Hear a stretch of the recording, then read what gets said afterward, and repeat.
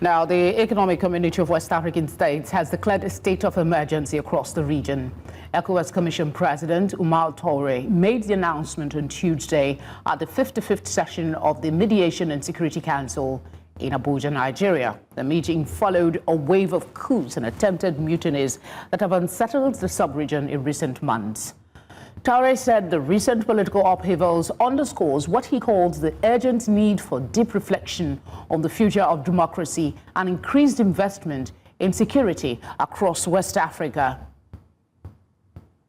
Achike Chude is an African Affairs Analyst who joins me now for this conversation. Thank you very much for being here. The Nigerian Senate has approved the deployment of troops to Benin Republic. I know it's also, we know it's also part of what ECOWAS is doing. Is Nigeria taking this personal when one would have expected the same energy with Burkina Faso, Niger, Mali, among others? No, you turn it. Obviously, it's a regional issue, and Nigeria is a regional leader.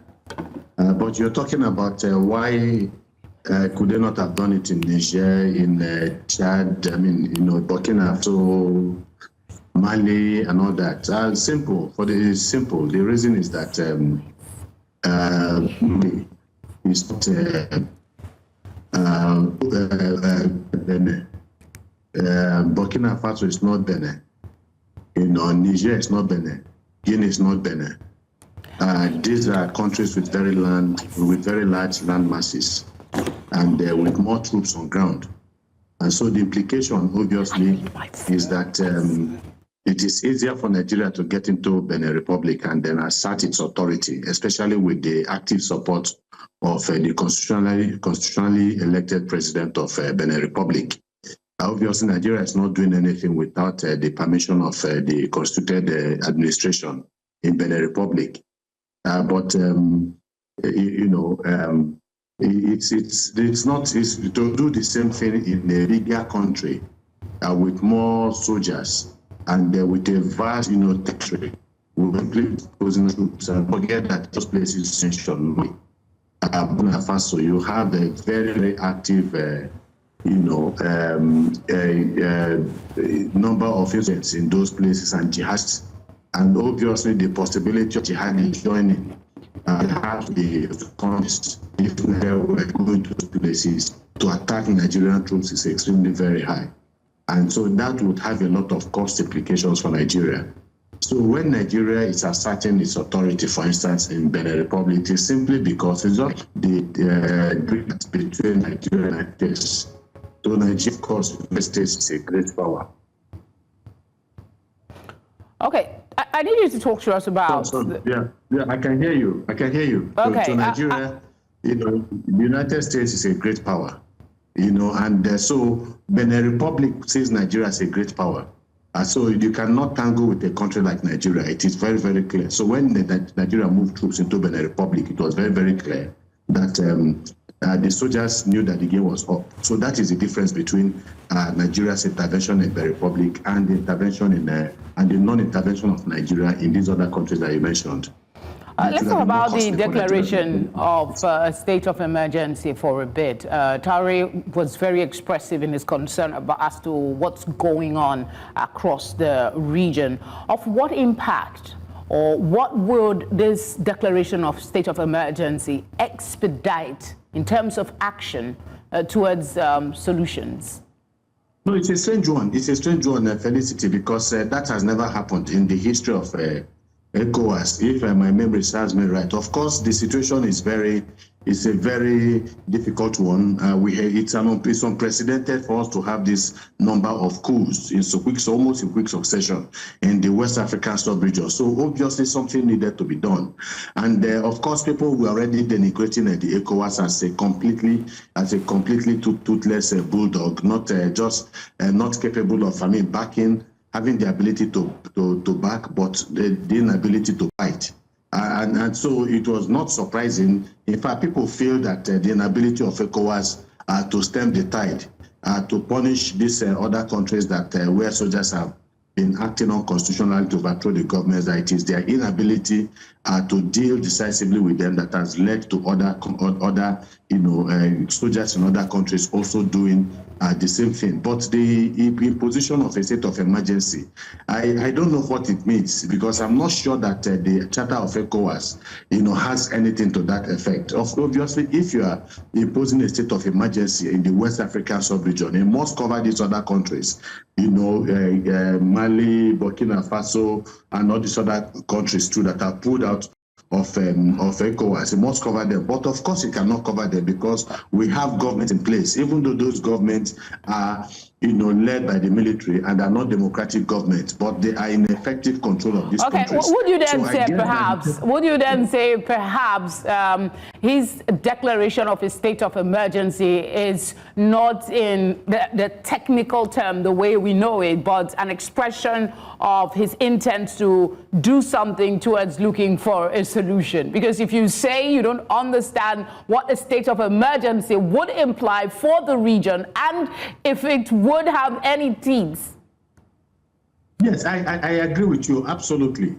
Because it cannot be a state of emergency the way we know it. For instance, the Nigerian government has declared a state of emergency on the insecurity in the country, and then they have been able to do a lot of things. The chief of the Minister of Defense, has been removed, and then other things are happening within the country itself. So for you to impose a state of emergency, for instance, you must have effective control of the territorial space where you have you can impose the state of emergency. ECOWAS does not have that. So perhaps your postulation might be right that they want to do that, perhaps a bit symbolic, to give, as an expression of an intent to want to do something. But to do something, to reverse the coups that have taken place in those countries, is not going to happen right now, because ECOWAS, before some of them pulled out, the AES countries pulled out of ECOWAS. ECOWAS was already engaged in these countries to try to get them to move to the path of transition towards democracy, until eventually they all decided that they were not going to have anything to do with ECOWAS. So I guess that having declared a state of emergency, the ECOWAS leaders now have to sit down and ask themselves, what does it really mean to have a state of emergency in West Africa? What new things are we going to do that the state of emergency, has brought about? So these are the issues. I'm not sure. I think what they did was not to speak for him, but he did say that part of what he would look forward to seeing was closeness of more meetings, strategic meeting of the Security Council towards looking for solution. But quickly, in the interest of time, I wanted to speak to other issues he raised too. The first one is election. I think what he said was that elections have become a major trigger of instability in our community. And the second thing he talked about was drawing attention to worsening humanitarian conditions in West Africa, and Nigeria being among the most populated in terms of individuals who have been forcibly displaced. So take on the election as a trigger for instability in the country. Your thoughts on that, as well as the humanitarian crisis? Yeah, well, I think sometimes, looking at it that way, it's like the pot calling the kettle black. I'm talking about ECOWAS, leaders. A lot of them are involved in all manners of unconstitutional, acts. And the impression you have about ECOWAS is that ECOWAS hates military dictatorship, but are comfortable with civilian dictatorship simply because they are civilians. The dictatorships are practiced by civilians. We have seen the nature of elections in West Africa, where the leaders manipulate the process. Even before then, you talk about Alassane Ouattara, who abrogated the two-term tenure of the president of Côte d'Ivoire, has given himself, he stayed in power for close to about 16 years or so. He's been in power for quite some time. You have even Talon himself increased the term limit for him to be in power. So you see all manners of constitution. You are talking about Togo. There's also a member of ECOWAS. The man has been there after the father had ruled for over 30 years. He had been there for close to 20 years, now. And so what do you have at the end of the day? They talk about, democracy, but the reality is that the greatest threat to democracy is the political leadership in West Africa, and so they must have a way of looking at themselves in the mirror to ask themselves the basic questions. Fair enough. I was actually going to chip in and ask you about, what is causing this wave, but you've kind of answered the question without me even asking it. So I would concentrate on Nigeria and ask, amid the coups and counter-coups we're seeing across the continent, how fortified do you think we are here in Nigeria? Because the other time we had stories about some coup plots that was foiled. Do you think Nigeria is insulated? I won't say so. I cannot say that Nigeria is insulated because we have the military establishment in Nigeria. Perhaps you could say that the military establishment in Nigeria has learned lessons from the past and that they are much more matured and seem to understand the rudiments of a democracy. But you can never tell because waiting in the wings could be people who are undemocratic, who want to latch onto the fact that the government is failing to deliver on the dividends of democracy. And that is the biggest weaknesses of some of these civilian governments, that they are not able to deliver on the, on the benefits of, deliver the benefits of a democracy.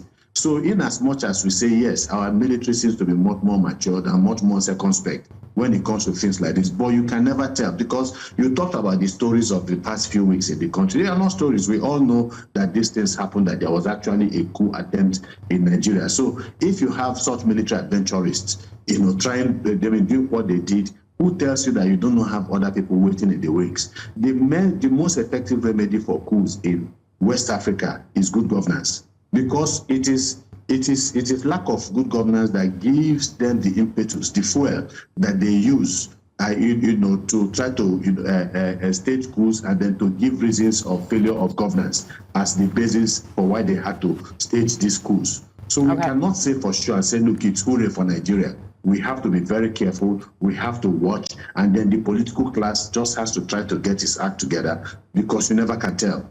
I think the key word there is get the act together. Thank you very much for speaking with us as always. We appreciate your thoughts.